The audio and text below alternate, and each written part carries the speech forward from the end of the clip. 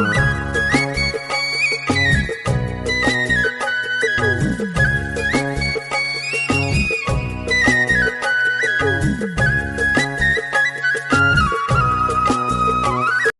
गणेशाय नमः। ओम वक्रतुंड महाकाय सूर्यकोटि समप्रभ निर्विघ्नं कुरु मे देव सर्वकारेषु सर्वदा। इस जीवन में मत पाप कमा, कुछ पुण्य जमा करके धर जा। मन चंचल है विषयांचल में, न लपेट इसे कुछ तो डर जा। फिर मानव देह मिली ना मिली, शुभ कर्म यही जग में कर जा। गिरजापति के पद पंकज में, गिर जा गिर जा गिर जा गिर जा। बोलिए साम सदाशिव भगवान की जय। अखिल कोटि ब्रह्मांड नायक जगत नियंता जगदाधार भूतनाथ भूतेश्वर भगवान सांब सदाशिव जगदम्बिका भगवती के श्री चरणों में कोटि कोटि दंडवत प्रणाम करते हुए, भगवत कथा रस रसिक महानुभाव सज्जन वृंद, वात्सलमयी करुणामयी देवियां, प्यारे बाल गोपाल, आज की ये दिव्य कथा स्कंद पुराण के अंतर्गत आती है। एक समय नैमिषारण्य पावन क्षेत्र में विराजमान सनकादिक ऋषियों ने, शौनकादिक ऋषियों ने महात्मा सूत जी से प्रश्न किया, हे ऋषिवर, हमने सुना है कि भगवान शिव के पूजन का अति महत्व है। भगवान शिव का पूजन करने से महापाप भी नष्ट हो जाते हैं, यहाँ तक कि ब्रह्म हत्या भी नष्ट हो जाती है। क्या किसी के साथ ऐसी घटना घटी है? और यदि ऐसा कुछ हुआ है तो कृपा करके हमको वह दिव्य कथा और प्रसंग सुनाने का अनुग्रह करें। सूत जी ने कहा, हे महात्माओं, अति उत्तम प्रश्न आपने पूछा है। इस विषय में एक परम पवित्र पुण्यमयी कथा आती है। अयोध्या के राजा महाराज इक्ष्वाकु के वंश में एक राजा हुए हैं जिनका नाम था मित्रसह। मित्रसह बड़े दानवीर, धर्मात्मा, ब्रह्मात्मा, देव, ब्राह्मण, द्विज, गौ रक्षक, धर्म सेवक और महाबली, पराक्रमी, शौरवीर और पुण्यात्मा राजा थे। उनको केवल एक व्यसन था कि वो शिकार खेलने जाया करते थे।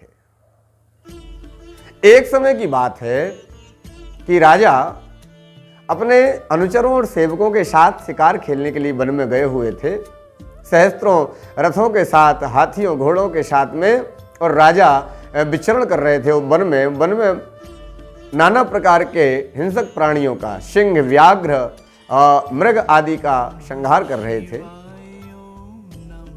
उसी समय उन्होंने एक विकराल, कराल और तीक्ष्ण दंष्ट्रों वाला भयंकर राक्षस देखा और राजा ने सहज ही अपने एक तीर से उस राक्षस को मार दिया। और उस राक्षस को जैसे ही मारा, उसका एक भाई था जो वृक्ष की ओट से अपने भाई को मरते हुए देख रहा था,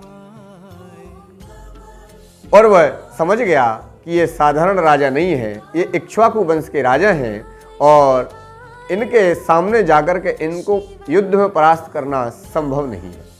इसलिए वह साधारण मनुष्य के वेश में आया और राजा के शरणागत होकर के कहा, हे राजन, मैं आपकी शरण में आया हूँ, अपने राज्य का कोई कार्यभार मुझे सौंपिए, मैं आपकी सेवा करना चाहता हूँ, आपकी प्रजा की सेवा करना चाहता हूँ। और रघुवंशियों का यह सहज स्वभाव होता है, क्षत्रियों का सहज स्वभाव होता है, कोई उनकी शरण में आता है तो वह उसे त्यागते नहीं। भगवान श्री राम ने भी ये किया है, कोटि विप्रवध लागे ही जाऊ, आए शरण तजहु नहीं ताहू। करोड़ों ब्राह्मणों की हत्या भी यदि लगी हो और कोई आकर के मुझसे कह दे कि प्रभु मैं आपकी शरण में हूं, तो भगवान उसका त्याग नहीं करते। और सन्मुख होए जीव मोहि जबहि, जन्म कोटि अघनासहि तबहि।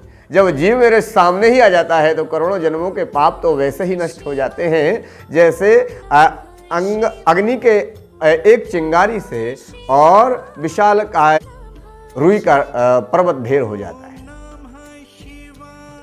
उसी प्रकार से राजा ने शरणागत आए हुए उस व्यक्ति से कहा कि बंधु, अब आप मेरे साथ आए हो, मेरे सामने आए हो और सेवा करना चाहते हो हमारे राज्य की, तो उत्तम है, मैं तुम्हें अपने रसोई घर का अध्यक्ष बनाता हूं। और राजा ने उस राक्षस को अपने रसोई घर का अध्यक्ष बना दिया गया। कुछ काल के बाद में राजा ने एक दिन अपने गुरु भगवान वशिष्ठ जी को श्राद्ध पक्ष में भोजन के लिए आमंत्रित किया। और जैसे ही राजा ने ब्राह्मण देवता भगवान वशिष्ठ जी को आमंत्रित किया,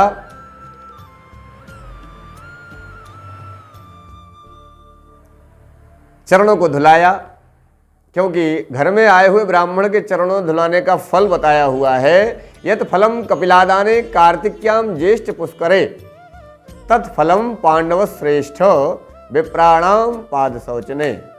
ब्राह्मण घर में आए और उनके चरणों को धुला दिया जाए तो जो फल एक कपिला गाय, कपिला अर्थात काली गाय, पुष्कर तीर्थ में जाकर के और कपिला दाने कार्तिक्याम ज्येष्ठ पुष्करे, कार्तिक के महीने में एक काली गाय, और काली गाय जो होती है वह कपिला गाय 1000 गऊ के बराबर कही गई है।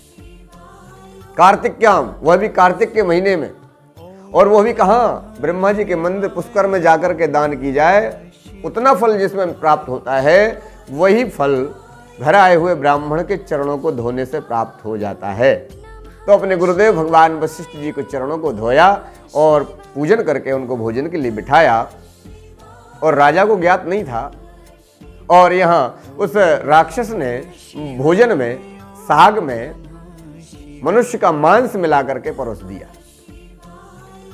वो तो ब्रह्म वेत्ता भगवान वशिष्ठ जी ने ध्यान धारण किया और देखा कि मेरे भोजन में तो मनुष्य का मांस, और वो भी ब्राह्मण का मांस मिलाया गया है। तो राजा को भगवान वशिष्ठ जी ने अपने ही यजमान को, अपने ही शिष्य को श्राप दे दिया, हे राजन, तू महामूर्ख है, तेरे जैसा नराधम कोई नहीं है। एक तो ब्राह्मण भोजन करने के लिए मुझे बुलाया और बुला करके मुझे मांस का भोजन करवाना चाह रहा है। जा, तू भयंकर राक्षस हो जा। और जब भगवान वशिष्ठ जी को ज्ञात हुआ कि इसमें तो राजा का कोई दोष ही नहीं है, ये भोजन कराने वाला तो वो राक्षस ही है, तो इन्होंने अपने श्राप की समय सीमा को निश्चित कर दिया। हे राजन, मेरा श्राप आपके ऊपर 12 वर्ष तक रहेगा। 12 वर्ष के बाद आप अपने पुनः राज स्वरूप में प्राप्त हो जाओगे। और जब राजा कलमास और राजा मित्रसेन ने देखा कि गुरुदेव ने मुझे श्राप दे दिया है, यद्यपि मेरा कोई दोष नहीं है, मुझे तो विदित भी नहीं है कि वो राक्षस है और अकारण ही इन्होंने श्राप दिया है, तो राजा ने भी अंजलि में जल ले लिया और जल लेकर के अपने गुरुदेव भगवान वशिष्ठ जी को श्राप देने को तत्पर हो गए। और जैसे ही श्राप देने को तत्पर हुए, उसी समय उनकी पत्नी, जिनका नाम था मदयंती, राजा के चरणों में गिर पड़ी और कहा, हे राजन, ये हमारे गुरु हैं और गुरु को श्राप देना उचित नहीं है, क्षमा कीजिए। हे प्रभु, गुरु की शरणागत रहिए, गुरु को श्राप नहीं दिया जाता। तो राजा मित्रसेन ने अपनी अंजलि में लिया हुआ जल अपने दोनों पैरों पर छोड़ दिया, क्योंकि वह अमोघ था। और जैसे ही पैरों पर छोड़ा तो राजा के दोनों पैर कलमस युक्त हो गए। कलमस यानी मलिन, काले पड़ गए, इसलिए राजा मित्रसेन का नाम पड़ गया कलमास पाद। और वह राजा भगवान वशिष्ठ जी के श्राप से राक्षस हो गए और वन में विचरण करने लगे, हिंसक हो गए और नरभक्षी बन गए। वह राजा वन वन विचरण करने लगे और मनुष्यों को पकड़कर खाने लगे। सज्जनों, ये दिव्य कथा आप श्रवण कर रहे हैं, मैं आपका आचार्य पंडित हरिओम शास्त्री। हमारे चैनल के माध्यम से इस प्रकार की कथाएं आपको श्रवण कराई जाती हैं और इन कथाओं को सुनकर के आप जीवन को धन्य करें और अपने रिश्तेदारों, बंधु बांधवों को, परिजनों को, मित्र परिवारजनों को, सबको यह कथाएं श्रवण कराएं और धर्म प्रचार में सहयोग करें। साथ में ही हमारे चैनल को भी लाइक और शेयर, सब्सक्राइब करते जाएं। तो सज्जनों, राजा कलमासपाद नरभक्षी राक्षस बनकर के और जीवों की हत्या करने लगे।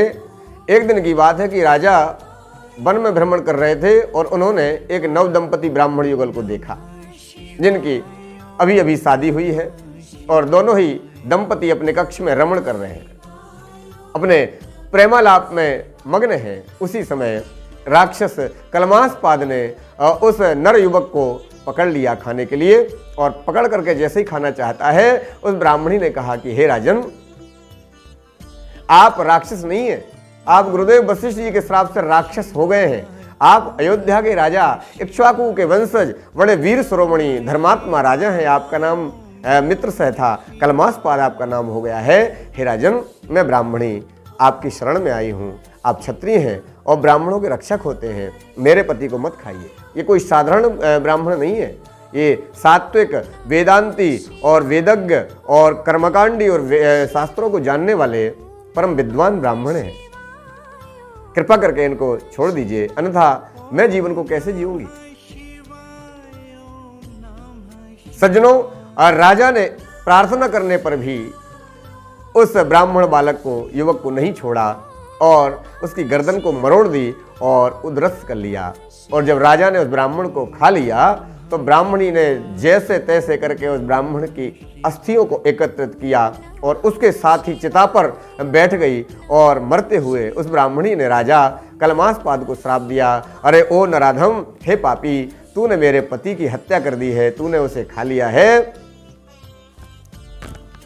इसलिए मैं तुझे श्राप देती हूं कि जब भी तू अपनी पत्नी के पास जाएगा उसी क्षण तेरी मृत्यु हो जाएगी। और श्राप देकर के वह अपने पति के परम धाम को चली गई, पति लोक को चली गई है। और राजा 12 वर्ष तक राक्षस मुक्ति पाकर के जैसे ही राजमहल में आए और रानी के पास जब जाना चाहते हैं, उसी समय रानी ने कहा कि उन ब्राह्मणी का श्राप मुझे याद है, हे राजन, अब हमारा संपर्क नहीं हो पाएगा।